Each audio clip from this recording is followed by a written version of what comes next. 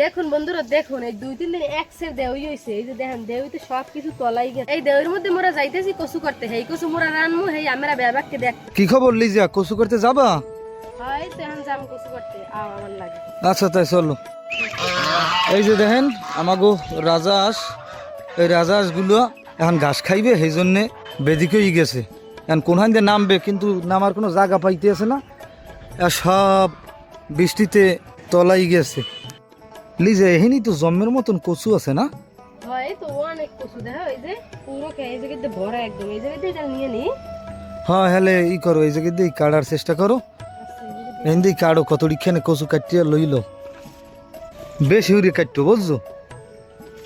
কতটিখানে লই যাবো মানে কচু থাকার চিংড়ি মাছ খাইতে জন্মের মজা হইবে। মানে লিজা জেডি কাটছে এই তো হইবে না বুঝো।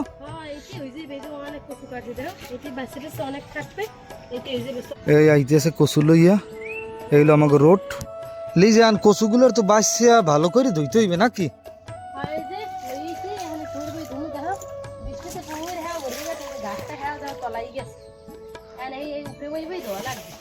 হ্যাঁ তাহলে হলে একটা একটা করে বাঁচিয়ে বাঁচিয়ে ধৌ।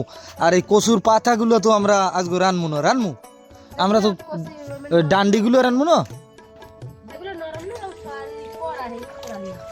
ও কোয়ারা যেগুলো সেগুলো পাতা রানবা, হ্যাঁ বুড়ো পাতা হালাই দেবা। আচ্ছা তাহলে তুমি ধুইয়ে সব কিছু রেডি করে হেলাও।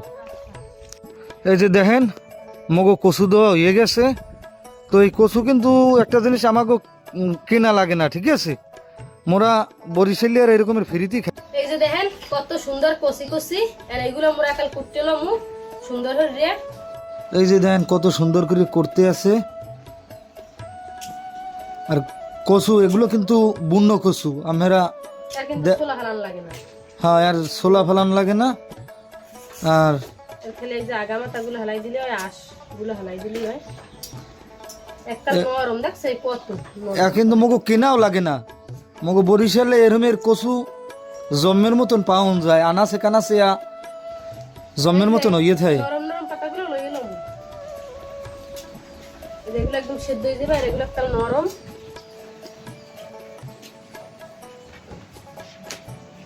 এই যে আবার আমরা ভালো করে ধুইয়ে আনছি, এখন আবার এই যে পানির মধ্যে উড়ে উড়ে সেদ্ধ দিতে আসি।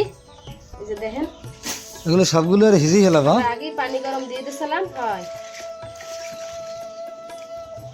আর এই পানি গরমের মধ্যে আবার এগুলো ধুয়ে ধুয়ে দিতে আসি। এই কচুগুলো কিন্তু আমরা পহেলা একবার ধুইছি, এরপর কিন্তু আবারও ধুইছি। এখন এই ধুইয়ে টুইয়া হিজে দিয়ে দিতে আসি। ওই যে দেখেন ওইখানে কিন্তু মোরা হিজে দিতে আসি। এই হিজে নইলে সেই পর রান্না বাড়ির কাম শুরু করে দিব নাকি?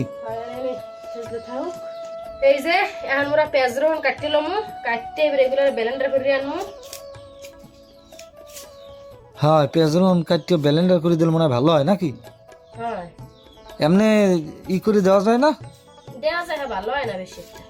সেই জন্য এখন কাটতে কুটে ব্লেন্ডার করে আনবা, তাহলে হেই করো।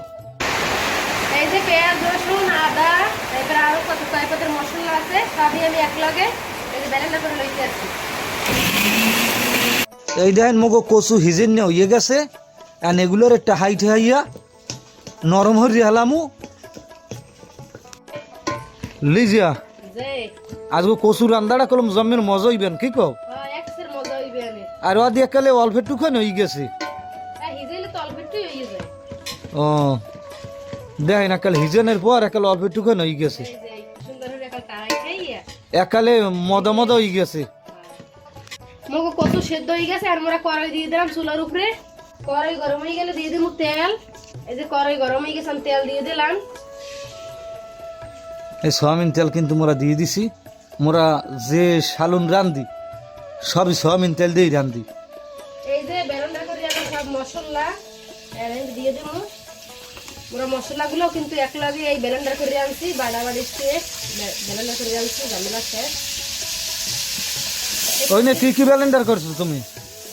জিরা, এরপরে যে এলাচ, ঝাল, এইবার পেঁয়াজ রসুন আদা। ও সবগুলো একসাথে দিয়ে আর কি ব্লেন্ডার করে লইয়ে আইছো না?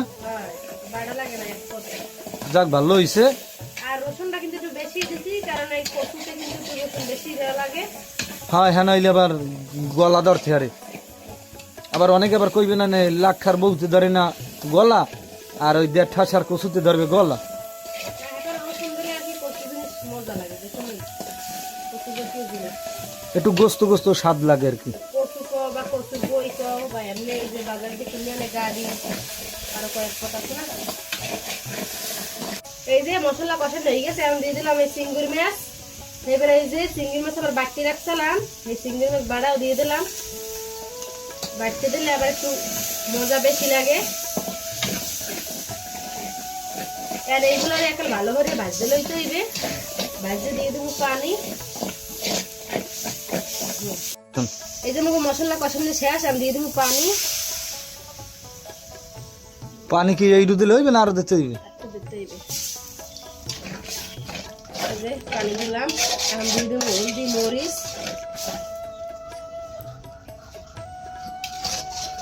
এখন দিয়ে দিলাম হলদির গুঁড়ি, এইপর দিয়ে দিলাম মরিচের গুঁড়ি, এইপর দিয়ে দিলাম লবণ। এখন এর ভালো করে এখন কষাইতে হবে লারিসের রে। কষানো হয়ে গেলে এইপর দিয়ে দেবো মোরা এর মধ্যে কচু হানি ঢাললে। এই দেখেন মুখ তাহলে সুন্দর করে কিন্তু কষানো হয়ে গেছে। এখন মোরা এর মধ্যে দিব কচু। এই যে কচু হানি হিজিয়ে রাখছিলাম, এই এবার দিয়ে দিলাম ঢালিয়া। দেখছেন কালারটা হইছে কি মাখা মাখা, কি কইলি যা? হ্যাঁ মাশাআল্লাহ কই যে এখন এই যে মুখ প্রায় কিন্তু তরকারিটা হয়ে যাইতেছে। এই এর পর তো আবার বাগার দেওয়ার কায়দাও করতে হইবে নাকি? তরকারি হয়ে গেলি বাগার দিব। দেখেন বন্ধুরা মোরা কিরমরে কচু রান্ধি, কারণ মগো কচু রান্দার সিস্টেমটাই অন্য রকমের। কিরফেন দিয়ে মোরা কচু সিঙ্গুর মিস দিয়ে রান দিয়ে আবার বাগার দিব। এই যে এখন আমরা বাগার দিয়ে নেবো কচুগুলো রে। ভালোই রে বাগার দিয়ে লো। হ্যাঁ রসুন দিয়ে এবার বাগার দিব। রসুন দিয়ে বাগার দিলে কিন্তু ভালো একটা ফ্লেভার আইবে, কি কও? আমরাও যারা বন্ধুরা কচু খাইবেন তারা এরকম মগো নাহান রসুন দিয়ে বাগার দেবেন, দিলে মজা লাগবে।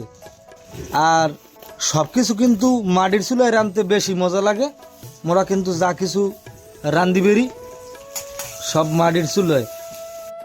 কচু মগো বাগার দেওয়া হয়ে গেছে, এখন আবার একটু পাহাড় উপরে থইলাম, ধনিয়া দিয়ে দেবো। এখন ধনিয়া পাতা দিয়ে দিমু। এই যে ধনিয়া পাতা। ইয়াও কিন্তু মগো বাড়ির ধনিয়া পাতা। মগো বাড়িতে কিন্তু বিশাল বড় একটা ক্ষেত আছে, ধনিয়ার ক্ষেত। ফেন্দা আনছি, এই ধনিয়া পাতা দিলে কিন্তু ধনিয়া পাতার সেন্টটা অনেক ভালো। কচু কিন্তু মগো রান্দা হয়েই গেছে। এই দেখেন মগো কচু রান্দা হয়ে গেছে। হুমান বাগে চিংড়ি মাছ দিয়ে রাঁধছি, এক দিছি বাড়তে আরো দিছি আস্তে আস্তে। এন একটু পরে মোরা ভাতের লাগে খামু, মগো রান্দা বাড়া শেষ।